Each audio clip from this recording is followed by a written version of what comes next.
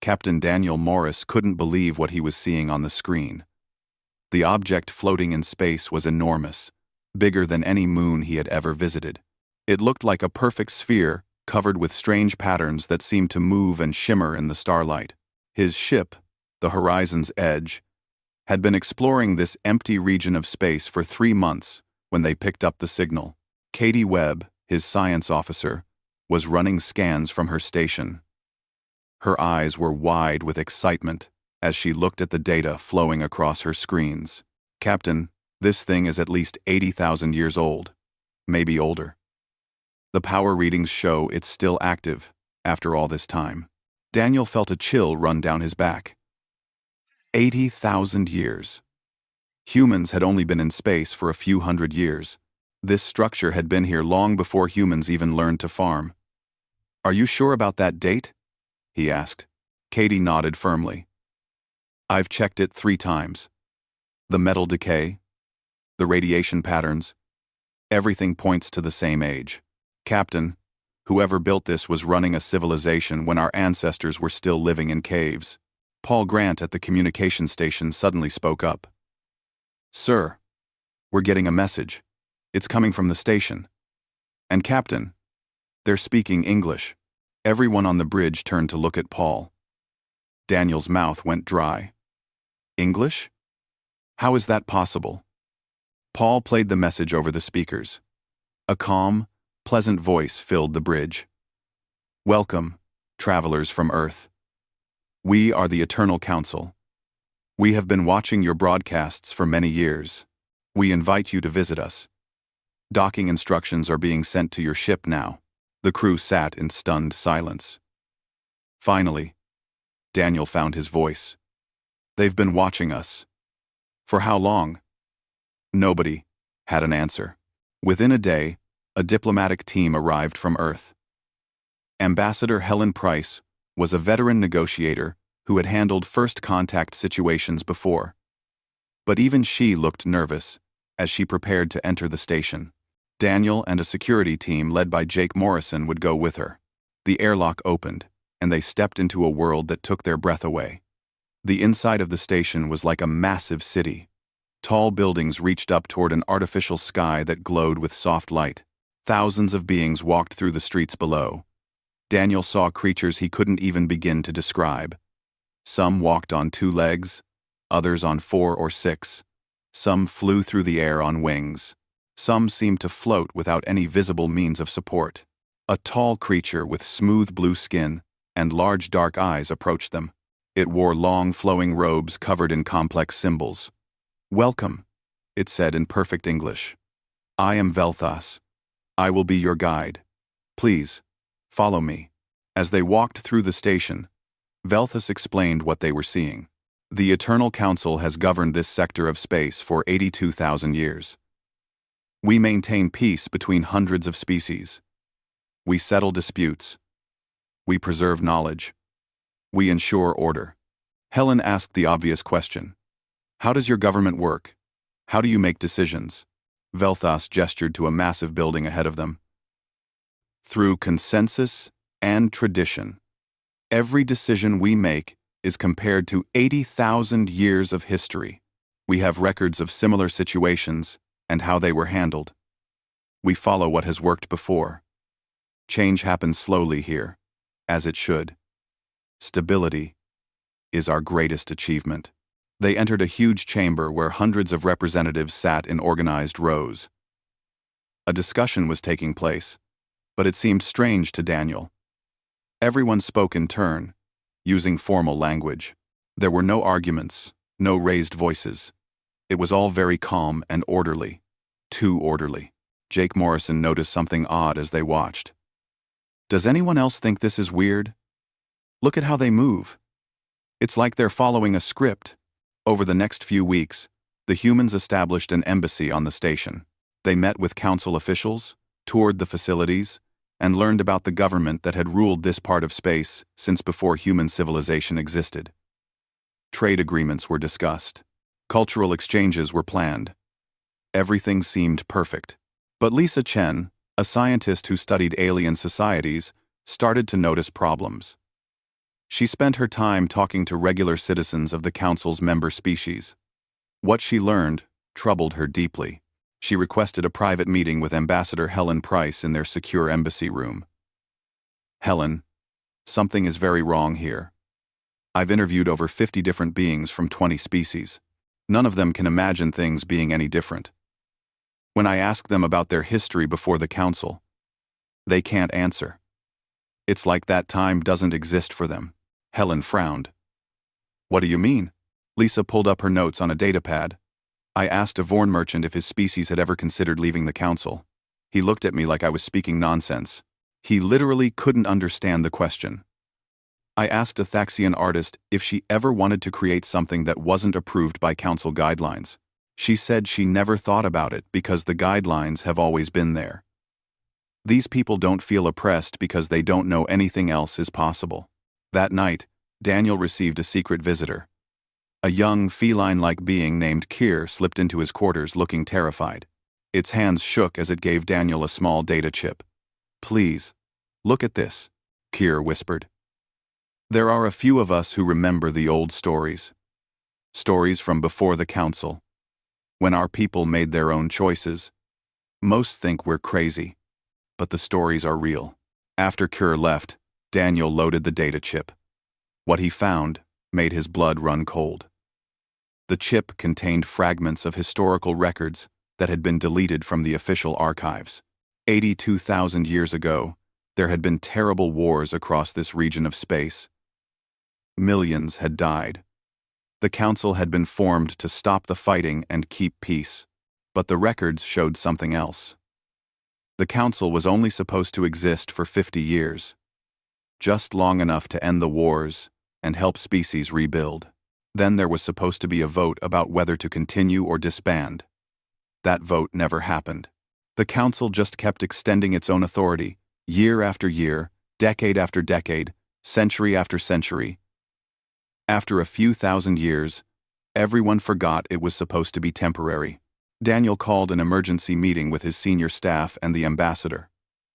They gathered in the embassy's secure conference room. Katie presented more data she had found. I've been going through the Council's public archives. Look at this. There are records of over 100 species joining the Council over the millennia, but there's no record of anyone ever leaving. Not one species has gained independence in 82,000 years. Lisa added her own disturbing findings. I found fragments in old databases that don't connect to the main archives. At least 17 species tried to break away from the Council over the last few thousand years. The Council sent their peacekeeping armada to crush them. Then they erased all records of the rebellions. It's like they never happened. Jake Morrison pulled up military data. I've been analyzing their fleet. They call it the Peacekeeping Armada, but it's one of the largest military forces I've ever seen. The ships are old but well maintained.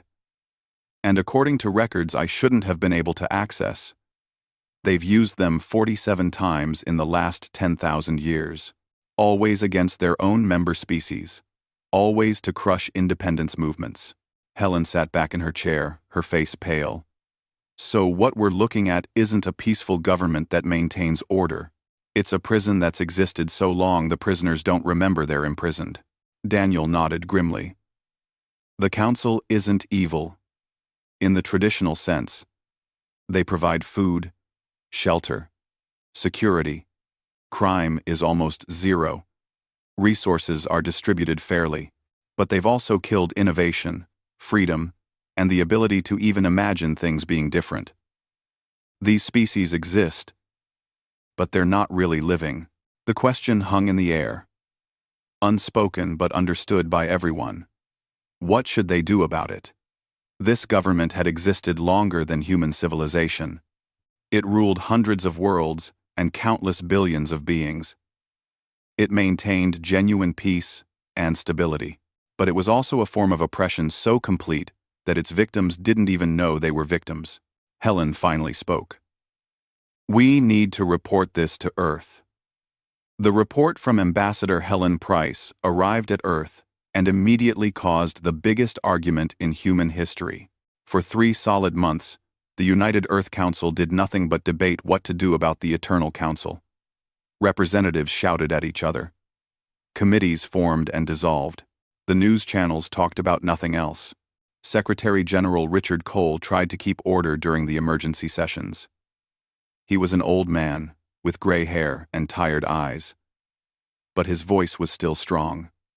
"We must decide," he told the packed assembly hall. "Do we have the right to interfere with a government that has kept peace for 80,000 years? That is the question we face." Senator Maria Garcia stood up to speak. She was passionate and angry. "How can we call it peace when it's really just a beautiful prison? These species don't even know they could be free. Their cultures are frozen. They haven't created anything new in thousands of years. They're not living. They're just existing. We have to help them." But others disagreed strongly. Ambassador Chen Wu argued back. "Who are we to judge them? Humans have only been exploring space for a few hundred years. These civilizations are millions of years old. Maybe their way of doing things is better than ours. Maybe we're the ones who are wrong to value change so much. What right do we have to tell them their system is bad?" The debate went on for weeks. Some said humanity had a moral duty to act. Others said respecting other cultures meant leaving them alone, even if humans didn't like how they lived.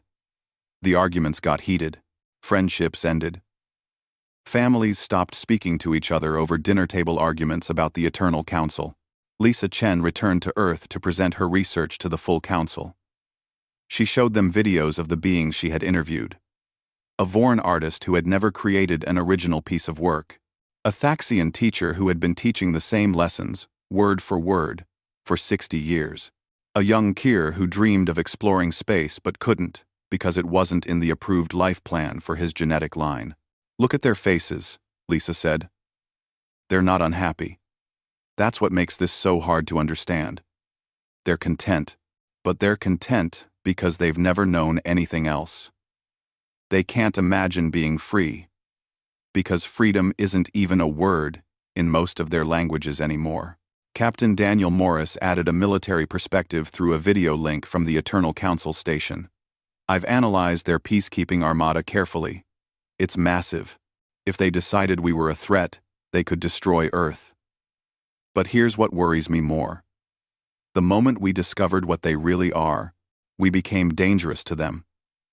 We're the first species in thousands of years who understand what freedom means. Just by existing, we threaten everything they've built." That statement changed everything.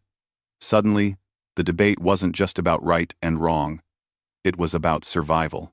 If humanity did nothing, the council might eventually decide humans were too dangerous to leave alone.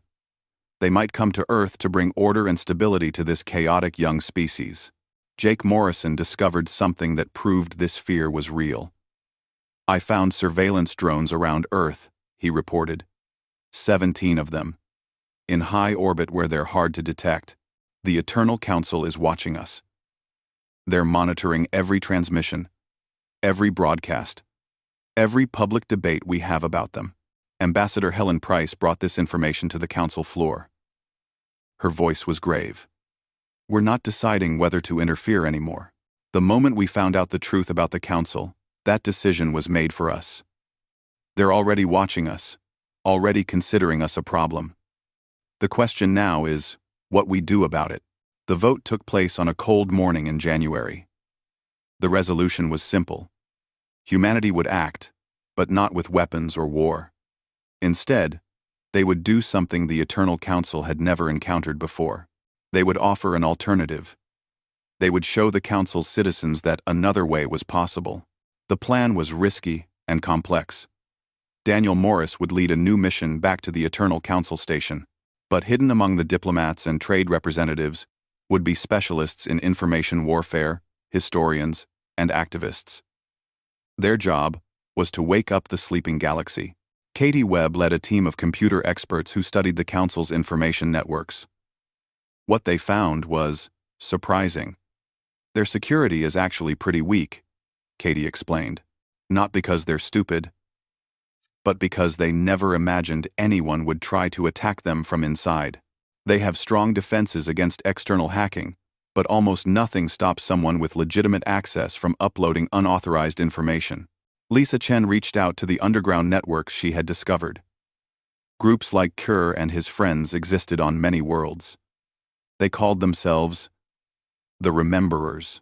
For generations, they had secretly passed down stories the Council tried to erase, stories of what life was like before, stories of freedom and choice. An old insectoid being named Thax met with Lisa in secret. His voice was like wind through dry leaves.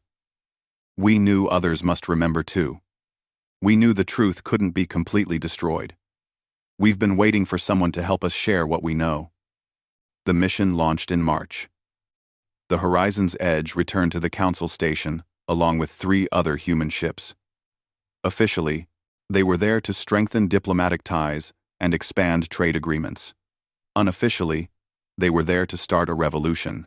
The campaign began slowly and carefully. Katie's team started uploading historical records that had been deleted from the Council's archives. Information about the ancient rebellions. Documentation of how the Council had exceeded its original 50-year mandate. Evidence of civilizations that had been crushed for wanting independence. The uploads were hidden in secondary databases, academic networks, and public libraries. They were disguised as research papers, historical curiosities, and educational materials. The Council's censorship systems didn't catch them because the systems were designed to stop external attacks, not internal distribution of factual historical records. Lisa Chen worked with the Rememberers to spread the information further. They created study groups that discussed human history. They shared stories of Earth's revolutions and independence movements. The American Revolution, the fall of the Berlin Wall, the end of apartheid. Stories of people who had fought for freedom and won. Ambassador Helen Price gave speeches that were technically within diplomatic rules but carried dangerous ideas. She talked about how humans governed themselves, how they chose their leaders, how they could remove leaders who didn't serve the people well, how they had debates and arguments and protests, and how that chaos somehow made them stronger. At first, the Council didn't notice what was happening. Their bureaucracy was slow after 80,000 years of never being challenged. But gradually, small things began to change. On a mining world called Vectar, workers started asking questions.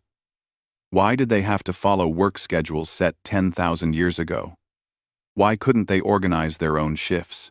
Why couldn't they keep more of what they produced? The questions spread. On a farming world, people wondered why they couldn't choose what crops to plant.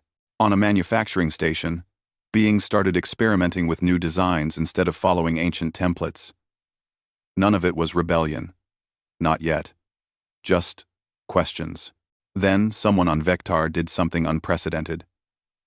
A young worker named Prex simply stopped following the official schedule. He worked when he wanted to work and rested when he wanted to rest. He was just as productive, maybe more so, but he was choosing for himself. Others copied him. Within days, hundreds of workers on Vectar were ignoring the official schedules. The local council administrators sent messages demanding compliance. The workers ignored them. It was the first act of mass civil disobedience in thousands of years. The Eternal Council finally realized something was wrong. They dispatched the peacekeeping armada to Vectar, just as they had done 47 times before. The ships arrived in orbit, weapons ready. Everyone expected the usual result. The Council would restore order, arrests would be made, and things would return to normal. But something different happened this time. Jake Morrison was monitoring the fleet's communications. "Captain, you need to hear this. The fleet crews are arguing with their commanders.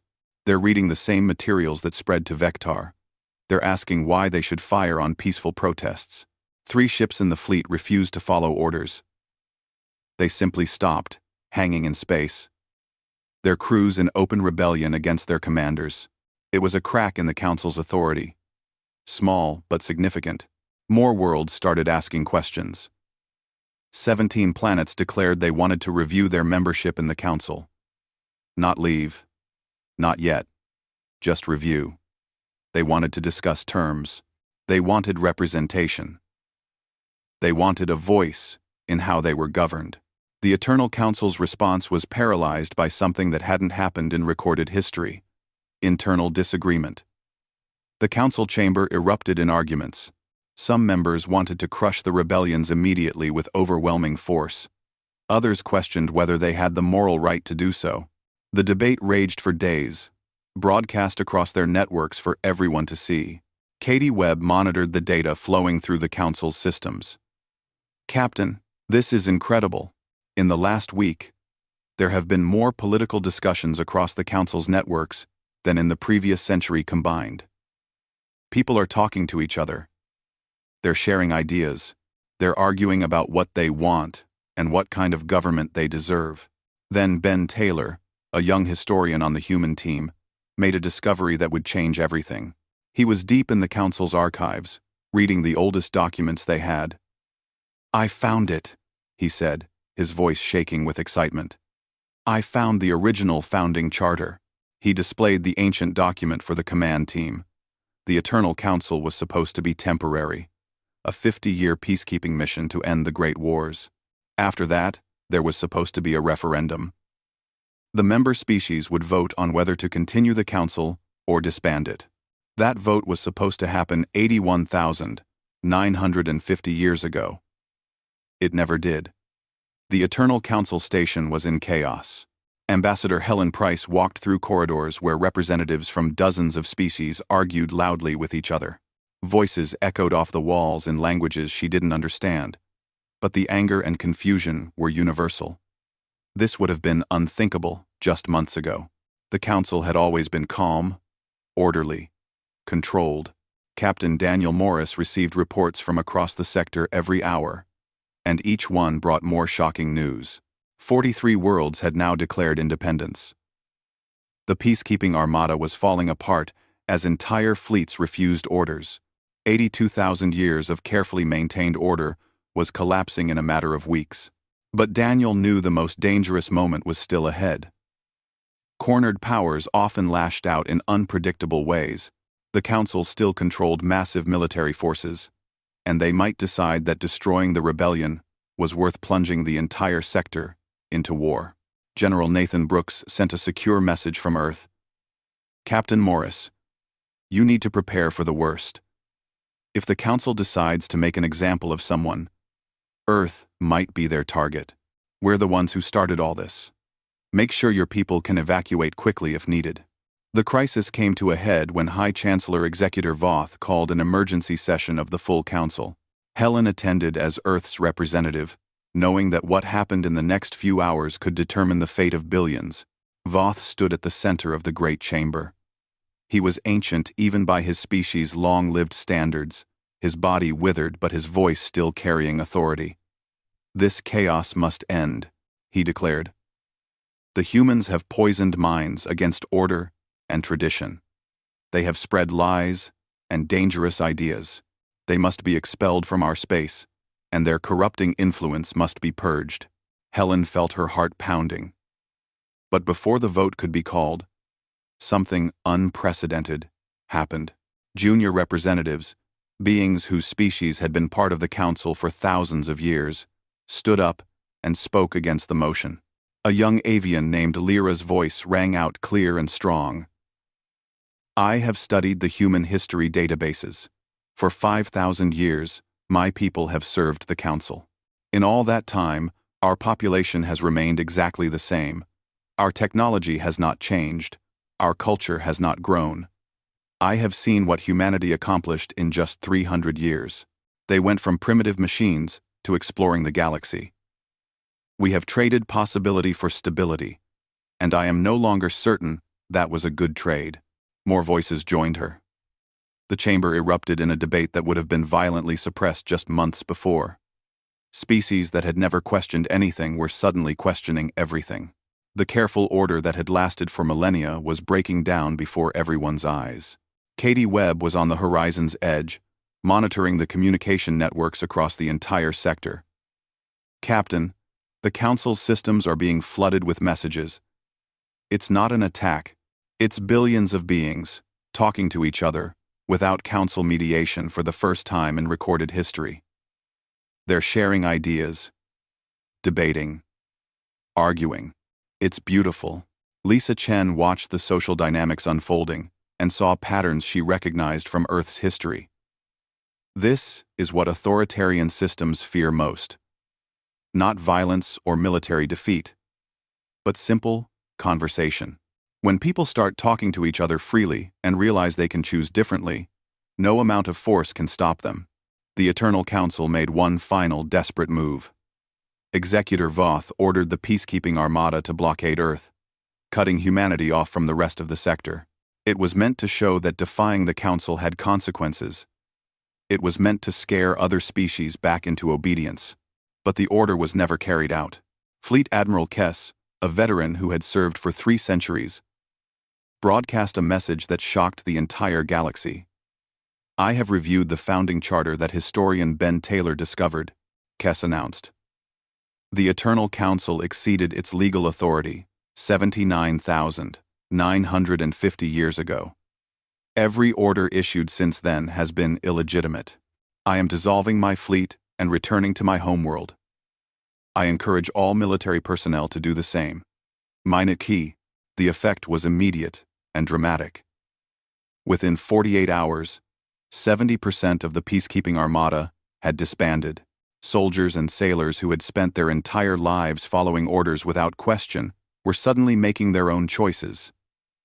Some stayed loyal to the Council. Most did not.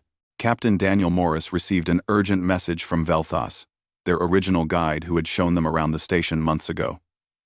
"Captain, you must evacuate immediately. Executor Voth has sealed himself in the command citadel with his most loyal supporters. They're preparing to activate the station's self-destruct sequence." Daniel's blood ran cold. Why would they destroy their own station? Velthus sounded desperate. "Because if they cannot rule, they will ensure no one can inherit what they built. It is written into the Council's deepest protocols. In the event of complete governmental collapse, destroy all infrastructure to prevent chaos. They would rather see it all burn than admit they were wrong." The evacuation began immediately. Alarms rang through the station as thousands of diplomats, workers, and residents rushed to the docking bays. Ships of every size and shape launched from the station, fleeing the massive structure that had been the center of galactic government for longer than most species could remember. Ambassador Helen Price was among the last to leave.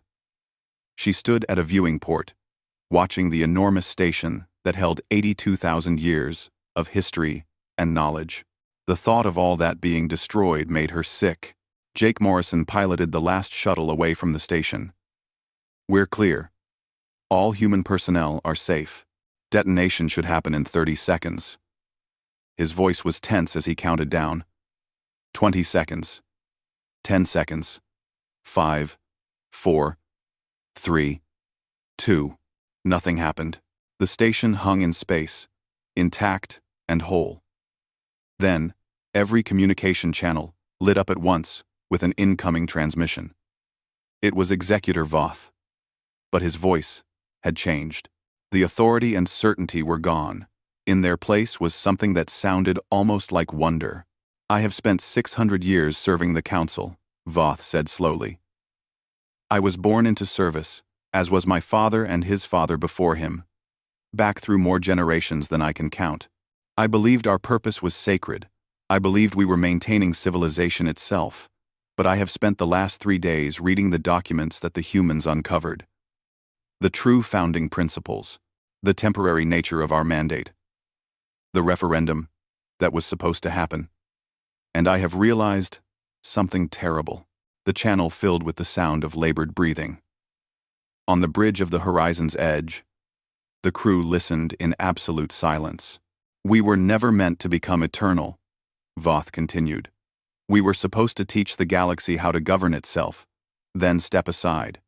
Instead, we made ourselves indispensable.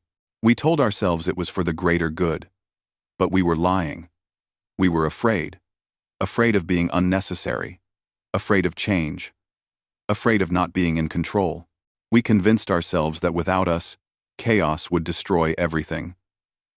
But perhaps some chaos is necessary. Perhaps that is how life is supposed to be. The transmission paused. When Voth spoke again, his voice was firm. I cannot destroy this station. It holds 82,000 years of accumulated knowledge and history. That belongs to the people of this sector, not to us. We had no right to control it. We have no right to destroy it. The Eternal Council hereby dissolves itself, effective immediately. May those who come after us have the wisdom we lacked. May they choose freedom over control, even when control seems safer.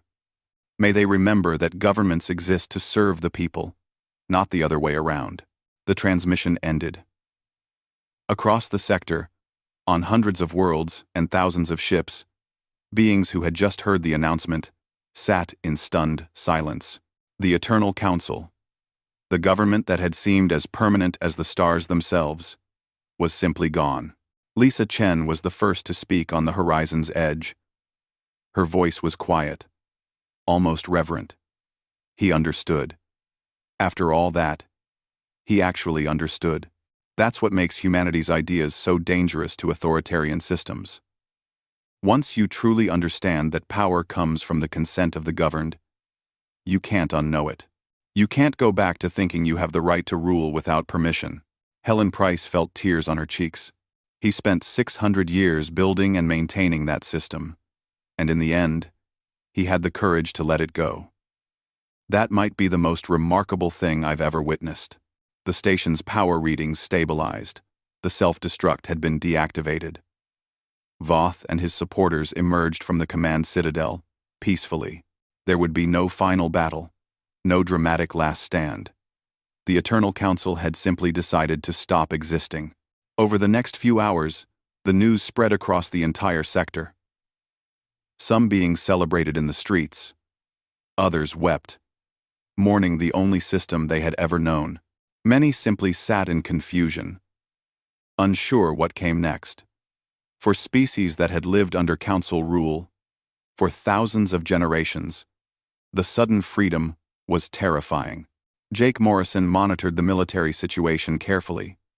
Most of the peacekeeping armada has disbanded, but some fleets are still active. A few admirals are trying to maintain control over their local sectors. They're saying the council was infiltrated and deceived by humans, and they're going to restore proper order. Daniel nodded grimly. We expected that. There will always be some who prefer the old ways. The question is whether they can gain enough support to actually threaten the new freedom. Katie Webb pulled up data from across the sector. Looking at the communication patterns, I'd say no.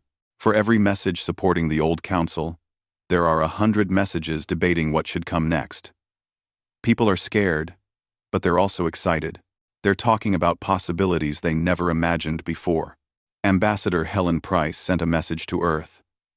The Eternal Council has fallen. What comes next is up to the species of this sector. But they're going to need help. They need to learn how to govern themselves after 82,000 years of being told what to do. This is going to be the hardest part. End quote.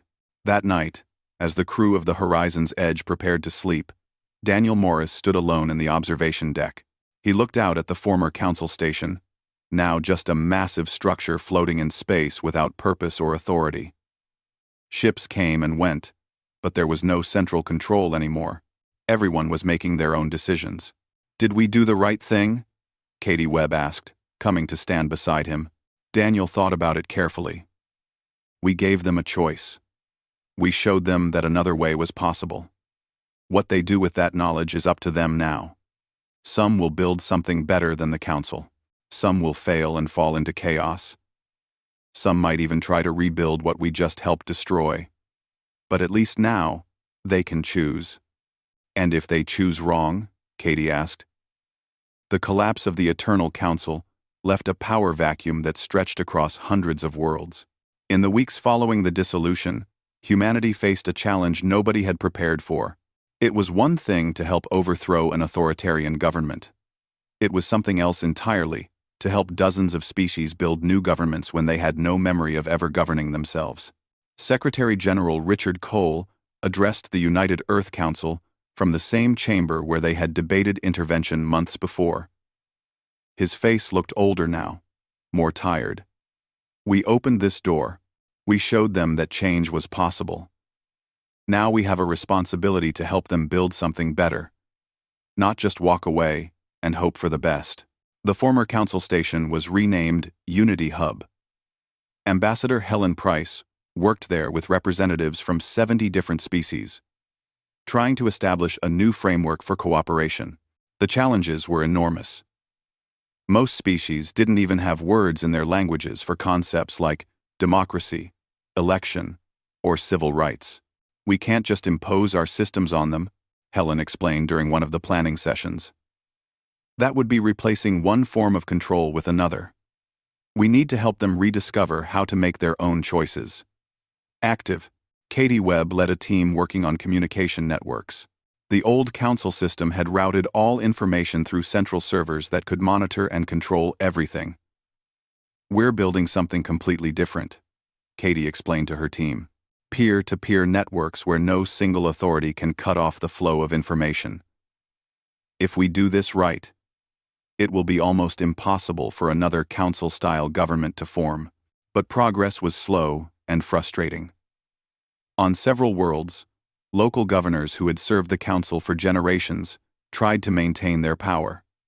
Some declared themselves independent rulers. Others tried to form mini-councils, replicating the old system on a smaller scale. They argued that their people weren't ready for freedom, that chaos would result from too much change too fast. Captain Daniel Morris found himself mediating disputes he had never been trained for. On the industrial world of Thren, two factions were on the verge of civil war over how to organize their new government. Daniel met with both sides in a cramped meeting room that smelled of oil and metal. Prex, the worker who had started the rebellion on Vectar, now led something called the New Dawn movement. We want elections, individual rights, freedom to innovate, but none of us have ever voted before. We don't know how to write laws. We don't know how to form a government. We're terrified of doing it wrong.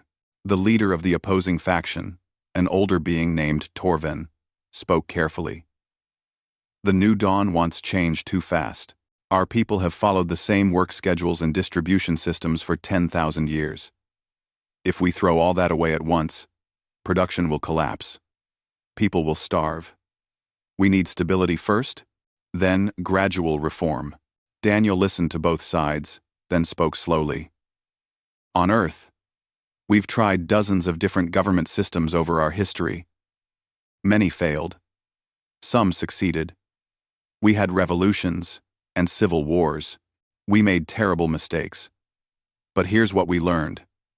The key is being willing to experiment, to make mistakes, and to learn from them. There is no perfect system. There's only the constant work of trying to do better. He looked at both leaders. You're both right. You need stability and change. The trick is figuring out how to have both. Maybe you start with keeping the basic distribution systems that work while letting people vote on improvements. Maybe you have elections for some positions, while appointing experts to others. There's no rule book that says it has to be one way or the other. Lisa Chen launched something she called the Cultural Renewal Project. She traveled from world to world, working with species to recover their pre-council histories and traditions. On the ocean world of Kellar, she witnessed something that brought tears to her eyes. A young artist named Tresh had created a piece of music. It was the first original composition his species had produced in 40,000 years. The melody was simple, sometimes discordant, but it was new. Tresh played it for a small audience using an instrument that looked like a combination of a harp and a wind chime. After the performance, Tresh looked embarrassed. I don't know if it's good. We have no standards anymore. No tradition of criticism. No way to judge if music is beautiful or terrible. Lisa smiled through her tears. Then you get to create those traditions. That's what freedom means. The space to try something new, to fail, to try again. Your children's children will have standards and traditions, and they'll come from artists like you who had the courage to create when there was no map to follow. The economic challenges were just as daunting. The Council had managed resource distribution across the sector for millennia using complex algorithms. Every world got exactly what the system determined they needed, no more, no less. Now, those systems were offline, and species had to learn to trade with each other. Jake Morrison worked with economists from Earth to help establish new trade networks. The Council's system was efficient, but inflexible, he explained. Now you have freedom. But freedom means taking risks. Some of you will trade wisely and prosper. Others will make bad deals and struggle. That's normal. That's how free markets work. Some worlds adapted quickly. Others struggled terribly. The agricultural planet Vesa nearly faced famine when their supply chains collapsed. The Council had always told them exactly what to plant and where to send it. Without those instructions, the farms produced food, but had no way to distribute it. People in the cities went hungry while grain rotted in storage facilities. Only emergency aid from Earth and several other worlds prevented disaster. Daniel Morris coordinated the relief effort, but the experience shook him. "This is harder than I expected," he admitted to Helen during a private conversation. "We're good at fighting. We're even decent at diplomacy. But rebuilding an entire sector's worth of governmental and economic systems? We're way out of our depth." The breakthrough came from Velthus, their original guide from the Council. He had spent months traveling between worlds, talking to ordinary beings about what they wanted from their new governments. He returned to Unity Hub with pages of notes and a surprising conclusion. "I have visited 43 worlds," Velthus reported to the assembled representatives. "I have spoken with thousands of beings from dozens of species, and despite all our differences, I found something remarkable. Certain desires appear to be universal. People want a voice in decisions that affect their lives. They want justice that is fair and transparent. They want the freedom to build lives of their own choosing. They want security, but not at the cost of their liberty." These principles seem to transcend species. Helen Price immediately understood the importance of this. "Then we don't need to create a single system for everyone. We just need to help each species develop governments that reflect these universal values while respecting their unique cultures." The result was the Sector Charter, a document that took 6 months to negotiate. Unlike the Council's rigid rules, the Charter was deliberately simple. It established basic rights that every being should have: freedom of thought and expression, the right to participate in governance, protection from arbitrary imprisonment, fair treatment under law. But it left the details to each world. How they implemented these rights was up to them. Some might choose representative democracy like Earth. Others might develop completely different systems. As long as they protected the basic rights outlined in the Charter, they were free to experiment. Ben Taylor, the historian who had discovered the Council's founding document, helped draft the Charter. "The beauty of it is that it's designed to be flexible. It sets a baseline, the absolute minimum that any government should provide. But it doesn't try to control how societies organize themselves beyond that." Not every world signed the Charter immediately. Some, still scarred by the chaos of the transition, clung to authoritarian structures. They argued that their people needed strong leadership, not dangerous freedom. The Charter couldn't force them to change. But other worlds embraced experimentation with enthusiasm. The insectoid Thax species developed something they called hive mind democracy. Individuals could temporarily merge their consciousness to make collective decisions, then separate to maintain their independence. It was unlike anything Earth's political scientists had ever imagined. The crystalline Vorn created a government based on harmonic resonance. Policies were judged by how well they created balance in their society, measured through complex mathematical formulas that analyzed social stability, individual happiness, and economic health. They insisted it wasn't authoritarianism, because everyone could see the formulas and propose adjustments. Katie Webb tracked the data across the sector. By Council standards, everything is chaos. Crime rates are up on most worlds. So is political conflict.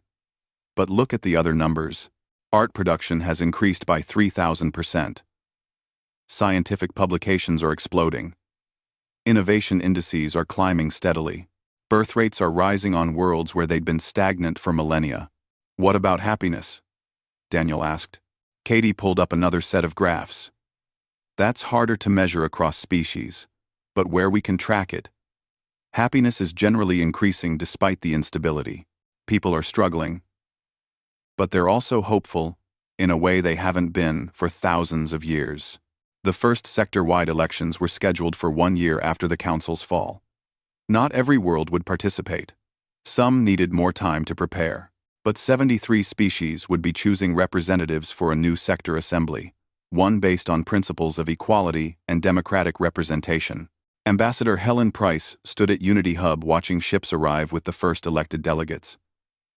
These weren't appointees chosen by the council based on seniority and service. They were beings who had convinced their fellow citizens to trust them with power, knowing that power could be taken away in the next election.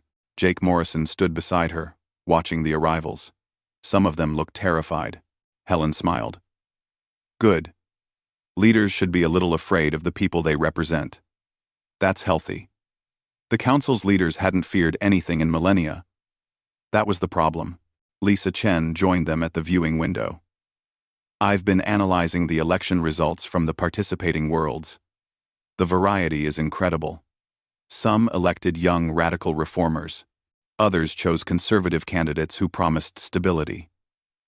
A few elected representatives who openly admit they have no idea what they're doing but promise to listen to their constituents. That last group might be the wisest, Helen said. Over the following weeks, the new sector assembly held its first sessions. The debates were chaotic, passionate, sometimes angry. Representatives argued about trade policy, security arrangements, and how to handle worlds that hadn't signed the charter. There were no easy answers, but it was alive in a way the old council chamber never had been. These weren't beings reciting ancient precedents and following tradition. They were people genuinely trying. 1 year after the Eternal Council's dissolution, Captain Daniel Morris returned to Unity Hub for a ceremony that would define how the sector remembered its past. The new sector assembly had spent months debating a difficult question, and they had finally reached a decision. They asked humanity to witness what came next. The assembly chamber looked different now. The old elevated platforms where council members had looked down on everyone else were gone. In their place were simple benches arranged in a circle, where representatives from dozens of species sat as equals. Speaker Lyra, the young avian who had first spoken against the council, called the session to order. We gather today to address a question that has divided our young government, Lyra announced. What do we do with the legacy of the Eternal Council? How do we remember 82,000 years of history that includes both great accomplishments and terrible oppression? I rentel. Lyra. I rentel. I rentel. The debate had raged across the sector for months. Some species wanted to erase every trace of the council, tear down the monuments, delete the archives, burn away the past, and start completely fresh. Others argued that destroying history, even painful history, was a mistake that would leave them blind to how it happened. A delegate named Cross stood up, his voice angry. They oppressed us for millennia. They crushed 17 independence movements. They froze our cultures and killed our creativity. Why should we preserve anything that honors them? Let their monuments crumble into dust. Lisa Chen had been invited to address the assembly as a consultant. She stood quietly and displayed images on the large screens around the chamber. Libraries burning in ancient Alexandria, books thrown into flames during Earth's darkest periods, cultural artifacts destroyed in wars and revolutions. Earth learned this lesson the hard way many times, Lisa said. Every time we tried to erase history because it made us uncomfortable, we lost something essential. Not just records and artifacts, but understanding. When you destroy the past, you lose the ability to learn from it. You lose the warning signs that could prevent it from happening again. Ambassador Helen Price added her thoughts. The Eternal Council was not entirely evil. It began with genuine intentions to end terrible wars that were killing millions. Understanding how those good intentions became 82,000 years of control is a lesson worth preserving.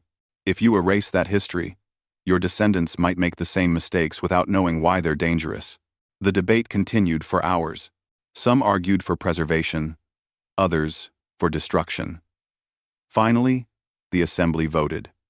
By a narrow margin, they decided to preserve the council's archives and monuments, but not as celebrations. They would be maintained as education, as warnings, as reminders of what could go wrong when power was never questioned. Unity Hub itself would remain largely unchanged in structure. The grand buildings and halls would still stand, but their purpose would be different. Instead of housing an authoritarian government, they would become museums, libraries, and schools where future generations could learn about both the Council's achievements and its failures.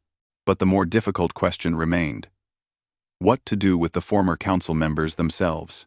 Executor Voth had voluntarily submitted to custody after dissolving the Council. He was held in comfortable quarters, but could not leave Unity Hub. Hundreds of other former officials waited in similar circumstances, uncertain of their fate. Some sectors demanded trials and punishment. Others advocated for amnesty, arguing that moving forward was more important than looking back. Daniel visited Voth in his quarters. The ancient being sat by a window, looking out at the station he had once ruled. Without the authority of his office, he seemed smaller, almost fragile. "Have you decided how to judge us?" Voth asked without turning from the window. "That's not my decision," Daniel replied. "The sector assembly will determine accountability." Voth finally turned to face him. "I am 673 years old. I have watched civilizations rise and fall. I genuinely believed the Council was necessary. I thought that without our guidance, everything would collapse into war and chaos. Was I wrong? Or just unable to see beyond my own limited perspective?" Daniel thought carefully before answering. "Both. Maybe. The Council did prevent wars and provide stability. But you also prevented growth, stopped innovation, and took away freedom. The question isn't whether you achieved your goals.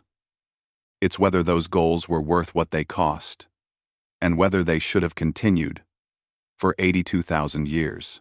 The sector assembly's decision surprised many. Instead of trials and punishment, they established a Truth and Reconciliation Commission. The idea came from Earth's history, from societies that had faced similar questions about how to deal with the leaders of fallen regimes. Ben Taylor explained the reasoning to the human team. Punishment might feel satisfying, but understanding is more valuable for the long term. We need to comprehend how the Council sustained itself for so long, not to excuse it, but to prevent anything like it from ever forming again. The Commission required former Council members to testify publicly about their actions and decisions. The proceedings were broadcast across the entire sector, an exercise in collective processing of shared trauma and history. Some testimony was defensive, some apologetic, some defiant. Velthas testified about his role recruiting new species into the Council. "I showed them our accomplishments, our peace, our stability. I made it sound like paradise, and I believed it was. I truly thought we were offering something precious. Only now do I understand that we were also taking away something more precious. We took away their ability to choose their own future." The most powerful testimony came from ordinary citizens who had lived under Council rule.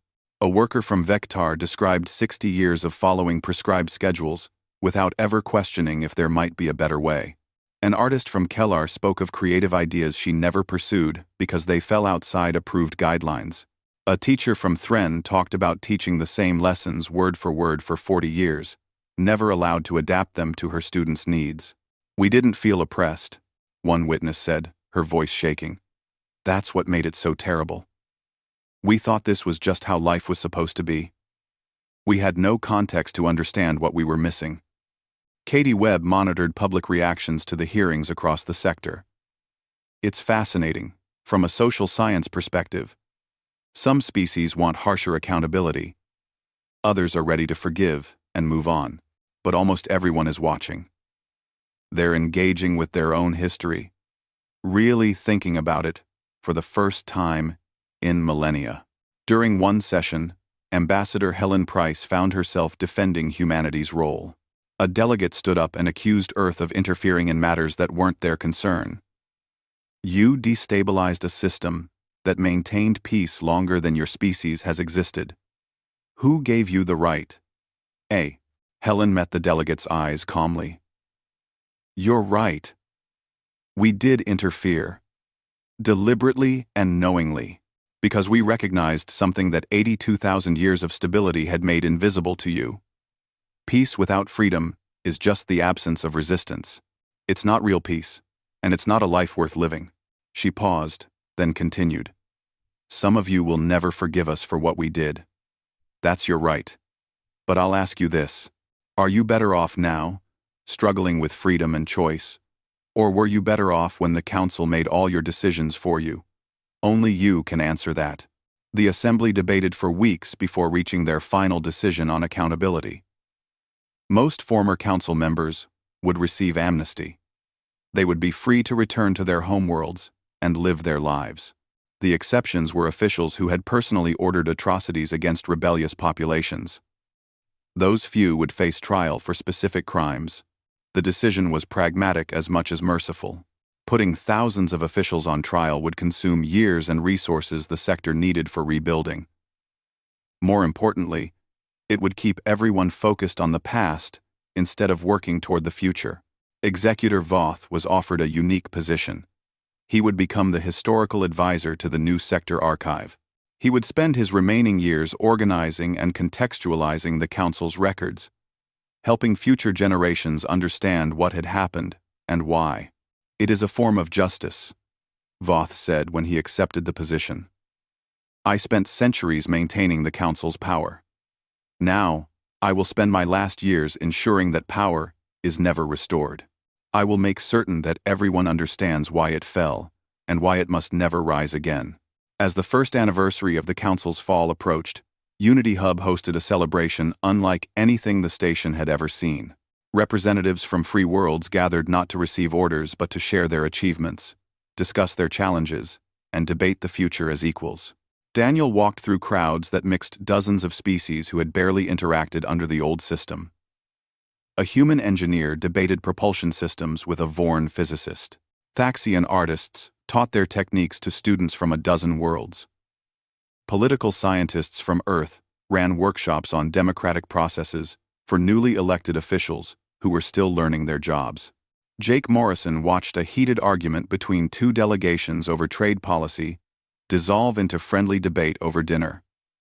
It's messy. Quote, Other side of the Dargan wasn't to buy, Lisa Chen smiled. It's beautiful.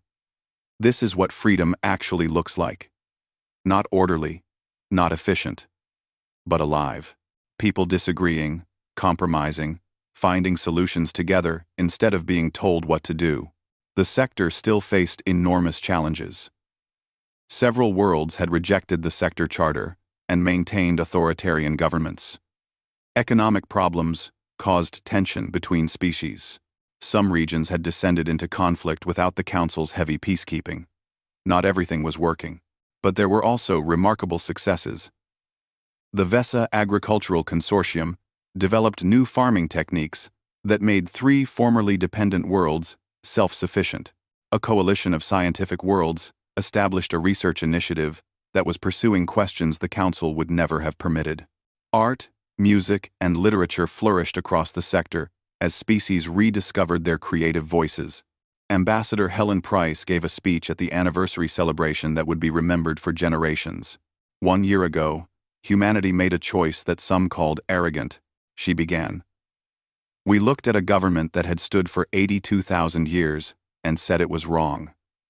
We were called young, naive, dangerous. Perhaps we were all those things. Perhaps we still are. She gestured at the diverse crowd around them. But look at what has grown in just 1 year. New governments finding their way. Species rediscovering forgotten parts of themselves. Art, innovation, debate, And yes, even conflict. Because conflict means people care enough to disagree. The Council gave you 82,000 years of peace. We helped give you back something more valuable. We gave you back your future. Later that evening, the core team from the Horizon's Edge gathered privately. These were the people who had been there from the beginning, who had seen the Council in all its ancient glory, and witnessed its fall. "Do you think it will last?" Katie asked. "Everything we helped build?" Daniel considered the question. "Some of it will fail. Some worlds will slide back into authoritarianism. Others might collapse into chaos. That's the price of freedom. The freedom to make mistakes and learn from them." Lisa nodded. "But some will succeed beyond anything we imagined. They'll build governments better than Earth's. They'll create art that makes our greatest works look simple. They'll make discoveries we can't begin to predict. Because that's what happens when you unleash the potential of billions of beings who were just following orders." Jake raised his glass. "To the Eternal Council. May it never rise again." 50 years had passed since the fall of the Eternal Council. Captain Daniel Morris, now Admiral Morris and long retired from active service, returned to Unity Hub for a special reunion. Most of the original participants in those historic events had moved on to other roles or retired completely. But they gathered one last time to reflect on what they had witnessed and what had come after. The station looked different now. The grand halls still stood, but they had been transformed. Where council members once sat in judgment, students now studied history and political science. The archives that had once been restricted were now open to anyone who wanted to learn. Unity Hub had become the sector's greatest educational center, teaching future generations about both the achievements and failures of the past. Executor Voth, incredibly ancient now even by his long-lived species standards, had completed his final work. He stood before a small audience in the main archive, presenting a massive historical analysis that had taken him decades to complete. The document would become required reading across the sector for centuries. "I spent most of my life building something I believed would last forever," Voth said, his voice weak but clear. "It took humanity, a species young enough to still believe change was possible, to show us that nothing should last forever. Governments must evolve, or die.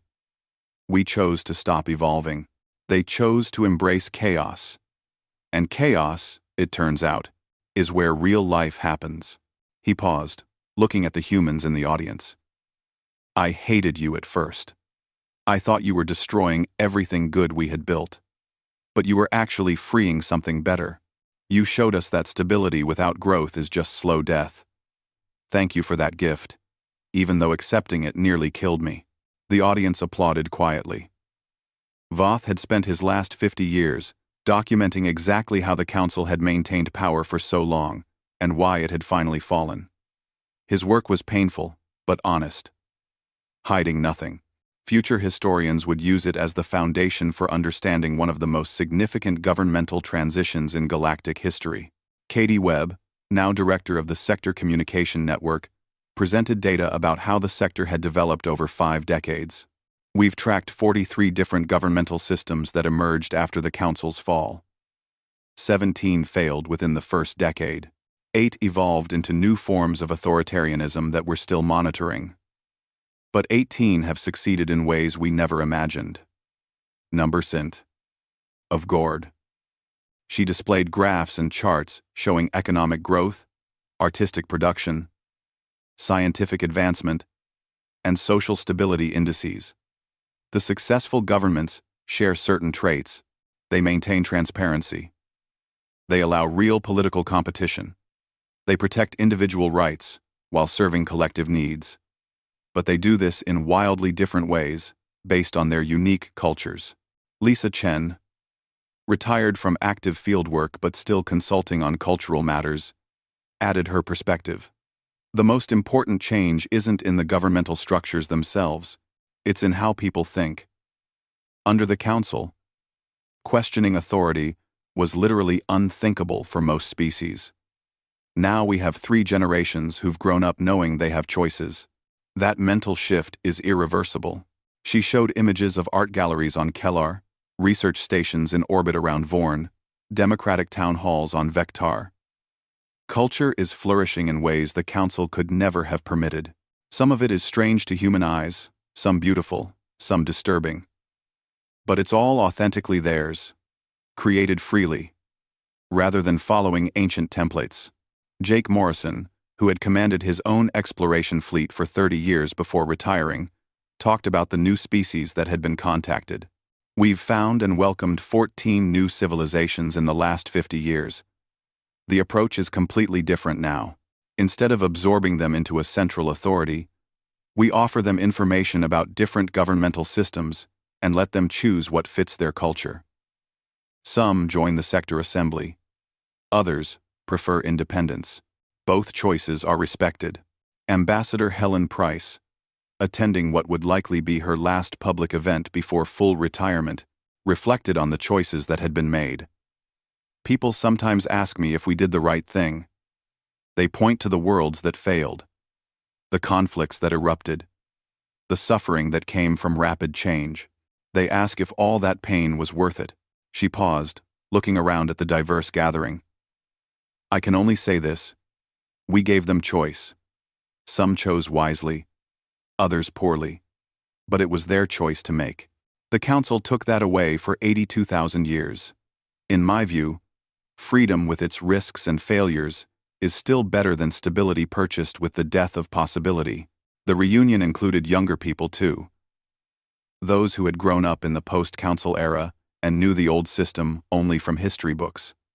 They asked questions that revealed how much had changed. A young Thaxian student asked, "Is it true that under the Council, you couldn't choose your own career?" That seems impossible. And Velthus, also elderly now and walking with difficulty, answered, "It's true. The Council assigned roles based on genetic profiles and population needs. I was selected to be a diplomatic guide at birth. I never considered doing anything else, because the concept of choice didn't exist for me. Only when the humans arrived did I learn that life could be different."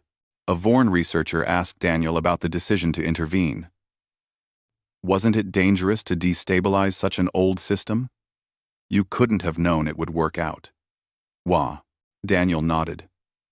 It was dangerous. We knew worlds might collapse into chaos. We knew some species might fall into civil war. We knew we might be responsible for tremendous suffering. But we also knew that doing nothing meant allowing billions of beings to live their entire lives, never knowing they could be free. In the end, we decided the risk was worth taking. And if it had gone worse, the researcher pressed, if more worlds had failed, then we would have had to live with that guilt, Daniel said honestly. Freedom doesn't come with guarantees. That's part of what makes it freedom. The evening included a tour of the new exhibits in what had been the Council's central chambers. One room displayed artifacts from the 17 failed rebellions that had been erased from history. Another showed the evolution of art across different species over the past 50 years. A third contained interactive displays where visitors could explore different governmental systems and understand their strengths and weaknesses. Ben Taylor, now a senior historian and curator, explained the philosophy behind the exhibits. We don't present the Council as purely evil or purely good. We show it as a complex system that served some purposes well while failing at others. The goal is understanding, not judgment. One exhibit showed Council achievements. The irrigation systems they'd built on Vesa that still functioned. The medical databases they'd compiled. The conflict resolution protocols that some governments still used in modified form. The Council had done real good, even while doing harm. Another exhibit focused on what had been lost. Species whose cultures had been frozen for thousands of years. Art forms that had died out. Scientific inquiry that had been suppressed. The opportunity cost of 82,000 years without significant change. Both truths matter, Ben explained. The Council preserved peace and life. It also prevented growth and freedom. Remembering both helps ensure we don't repeat the mistakes while still learning from what worked. That night, the core team gathered privately one last time. They were old now, most in their 70s or 80s. This would likely be their last reunion. They sat together in comfortable chairs, drinking and talking quietly about the past. "I wonder what would have happened if we'd never found them," Katie mused. "Would the council still be running things? Would it have lasted another 80,000 years? Lisa shook her head. "I don't think so. The council was already showing cracks before we arrived. The information age was coming for them, whether we intervened or not. Eventually, someone would have started asking questions. We just accelerated what was already beginning." Jake disagreed. "Maybe. But it could have taken centuries. Millions more beings living their entire lives under control. Our intervention mattered." Helen looked around at her old friends. "The real question isn't whether we made the right choice. It's whether we fulfilled our responsibility afterward. Did we do enough to help them build something better? Or did we just break their system and walk away?" "We couldn't stay forever," Daniel said. "At some point, they had to take ownership of their own future. I think we found the right balance.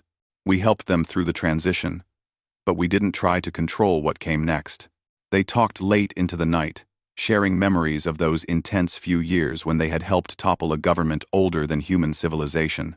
They remembered the fear, the excitement, the terrible weight of responsibility. They remembered victories and failures, successes and regrets. As dawn approached, Helen stood to leave. She was the oldest among them and tired easily now. But she paused at the door and looked back at her friends. "We did something remarkable," she said quietly. "Not because we were better than the council, or wiser than species that had lived for millions of years, but because we came from a young, chaotic civilization that still remembered what it was like to fight for freedom. We gave them that memory back. Whatever happens next, that was worth doing." The others nodded in agreement. They might debate the details forever, but on that fundamental point, they were united. Freedom was worth fighting for, even when the fight was dangerous and the outcome uncertain. Years later, long after most of the original team had passed away, historians would still debate humanity's role in the Council's fall. Some would call it Earth's greatest achievement, proof that human values of liberty and self-determination were universal. Others would criticize it as dangerous interference that caused unnecessary suffering and chaos. But in the sectors that had once been governed by the Eternal Council, the debate had mostly settled. Museums taught children about the old system. Democratic processes, though far from perfect, had become normal across most worlds. The younger generations couldn't imagine living under the kind of control their grandparents had accepted without question. The sector assembly, now in its 5th decade of operation, had evolved into something neither the Council nor the humans had envisioned. It was messy, argumentative, sometimes frustratingly inefficient.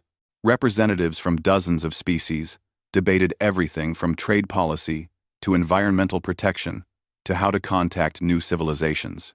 But it worked. Not perfectly, but well enough. Worlds cooperated voluntarily, rather than through compulsion. Disputes were settled through negotiation, rather than force. Innovation flourished. Art evolved.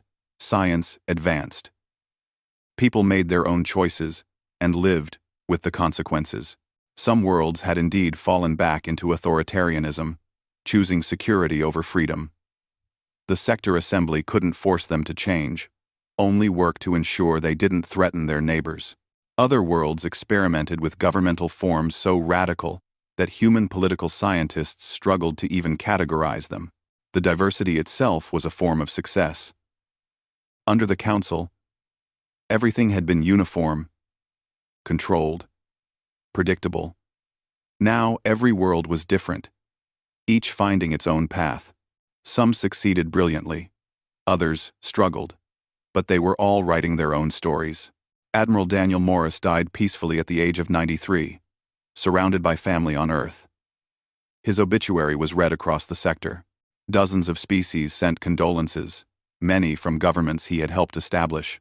He was remembered not as a conqueror or destroyer, but as someone who had given billions of beings the chance to determine their own fate. The final line of his obituary, written by Helen Price shortly before her own death, captured what they had all tried to achieve. He toppled an 82,000-year-old government. But more importantly, he preserved what was worth keeping: the knowledge, the lessons, and the understanding that even the most permanent power structures are ultimately maintained by choice. The moment people choose differently, everything changes. That was the gift humanity gave the galaxy. Not chaos, but choice. Not destruction, but possibility. Not an end, but a beginning. Unity Hub continued to stand as a monument to both what had been and what was possible.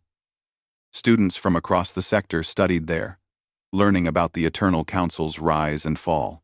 They learned about the dangers of unchecked authority and the challenges of maintaining freedom. They learned that governments must evolve or die, and that change, though difficult, was necessary for growth. And somewhere in the archives, preserved forever, was Executor Voth's final message. A holographic recording made shortly before his death at the age of 731.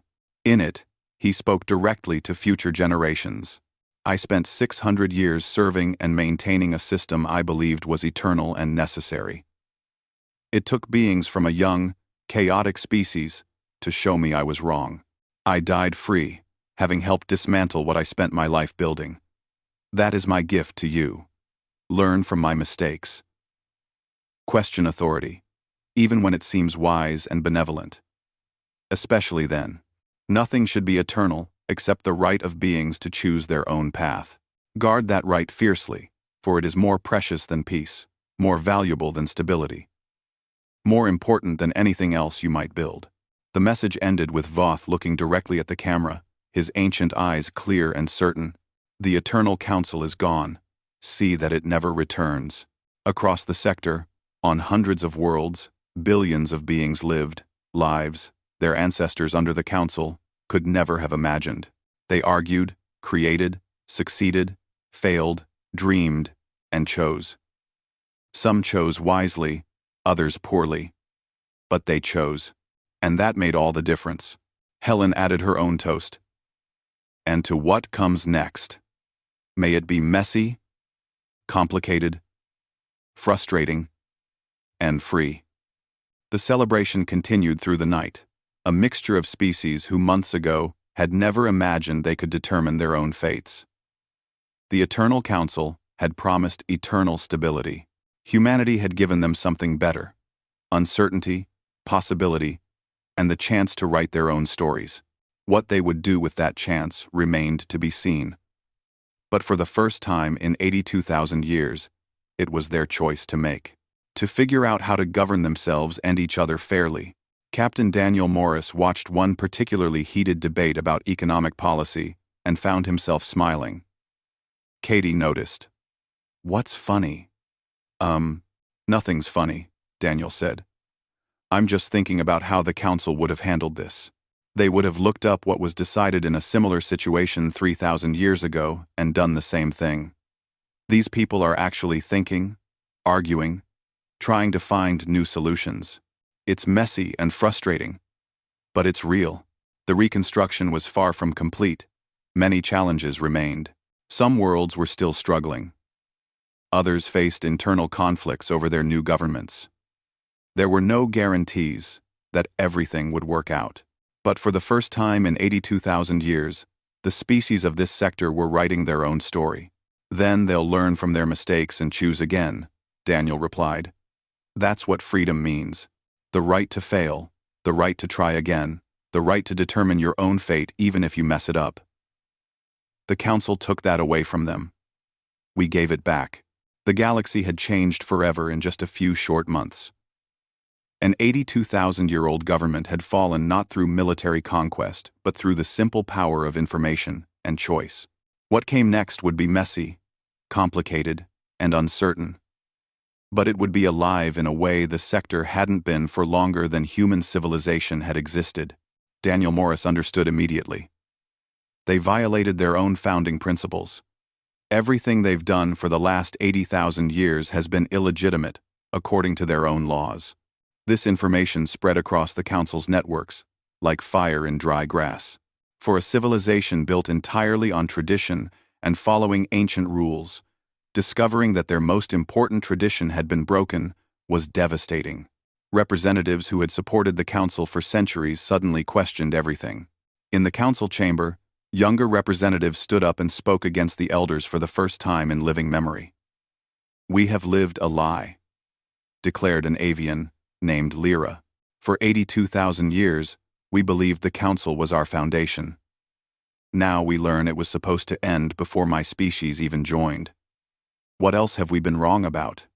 1. The galaxy was waking up, asking questions, and demanding answers. The Eternal Council's authority was crumbling not through military defeat but through something more powerful. People were starting to think for themselves. This decision is too big for us to make alone. The United Earth Council needs to debate this. As they prepared their report, Daniel stood at a window looking out at the station's artificial city. Somewhere out there, beings were living their lives, following rules set down thousands of years before they were born, never questioning, never dreaming of anything different. For the first time in 82,000 years, humans had arrived who found this situation intolerable. The message was sent to Earth. The reply would take weeks to arrive. In the meantime, they would continue their diplomatic mission, smiling and nodding while knowing the terrible truth beneath the Council's peaceful surface. The Eternal Council had preserved order and peace for longer than seemed possible. But they had also preserved stagnation, control, and the death of possibility. What came next would change the galaxy forever.